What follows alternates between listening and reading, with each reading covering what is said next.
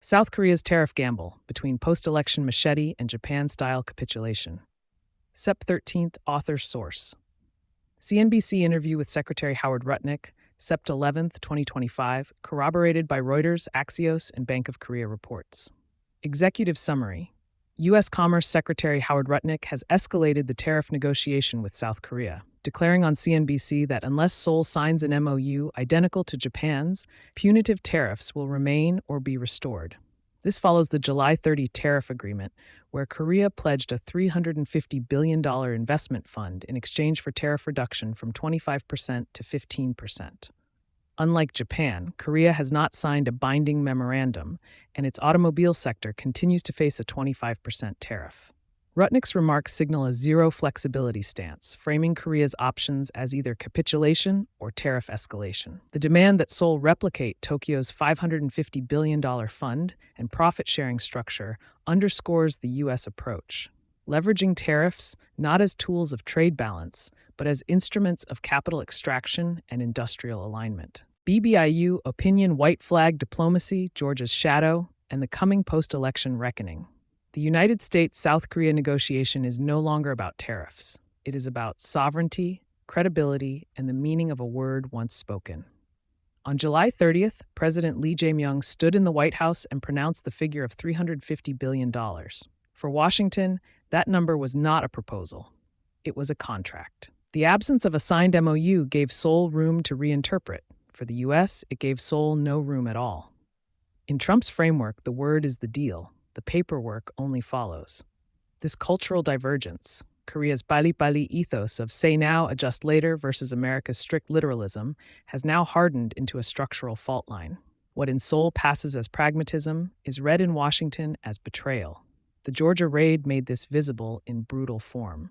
Nearly 450 workers, some Korean nationals, were detained at the Hyundai LG construction site for working on visas that did not permit employment. To Korean eyes, this was overreach, even humiliation. To American authorities, it was straightforward enforcement. The symbolism was devastating. A country pledging hundreds of billions in investment caught violating the most basic condition of legality. BBIU has already analyzed this episode in detail. South Korea's friction after Hyundai LG Georgia raid, immigration raid at Hyundai LG energy site in Georgia. The U.S. reputational map of South Korea. Trump administration. Trump himself views Korea as a partner who embarrassed him by not signing. Rutnick has escalated pressure, presenting Korea as untrustworthy unless it mirrors Japan.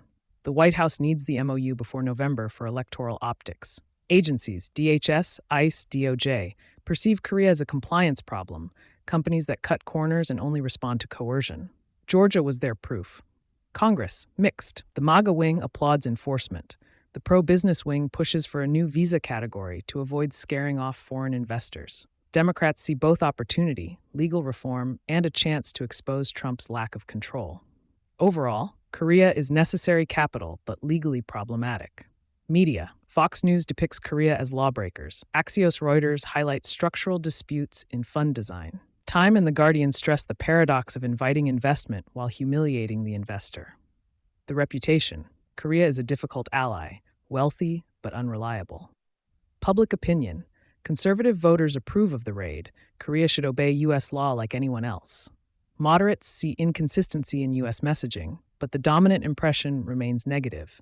Korea does not respect the rules. Corporate America. Tech and semiconductor lobbies defend Samsung SK as indispensable, while autos and shipbuilding are seen as expendable. Korea is useful capital but lacks discipline. Synthesis. In Washington today, South Korea's reputation is an ally with money but without credibility. The road ahead. Looking forward, the path is binary. If Korea refuses to sign a Japan-style MoU, tariffs will not only return to 25%, but may go higher after the November election. Trump will wield the Korea problem as proof of his toughness. Samsung and SK Hynix may be partially shielded by their strategic value, but autos and shipbuilding will be sacrificed. If Korea signs, relations stabilize temporarily. Tariffs fall, investments proceed, but under conditions of structural subordination. Capital allocated to U.S.-designated projects, returns skewed 90-10. What Seoul calls pragmatism history will record as capitulation. There is one constructive opening. The U.S. Congress is already considering a new visa category for foreign technicians in strategic projects. This is positive. It acknowledges that industrial reinvestment cannot proceed without foreign expertise. For Korea, pushing this reform is essential. It converts humiliation in Georgia into legal clarity and protection for future projects. But this will not change the fundamental imbalance. The U.S. controls interpretation. Korea's word, once spoken in Washington, is not intention, it is judgment. The November election is the buffer. After it, the machete falls. As BBIU anticipated in July, Trump-Lee summit, trade commitments, security dialogues, and alliance framework adjustments, U.S. South Korea summit ends without joint statement. Tariffs are no longer an instrument of balance, but a mechanism of extraction. Seoul can choose timing and optics, but not outcome. In alliance politics, the word of the week is not a promise. It is a sentence. Welcome to the BioPharma Business Intelligence Unit, where symbolic integrity meets strategic clarity. At BBIU, we go beyond the headlines to decode the structural forces behind global biopharma, AI, and economic realignment. If you value precision, verification, and symbolic depth, this channel is for you. Subscribe now to access our weekly briefings, dossiers, and intelligence reports, and consider joining our institutional tier to unlock early warning systems, custom metrics, and exclusive strategic insight. You're not just listening, you're entering the future of epistemic intelligence. www.biopharmabusinessintelligenceunit.com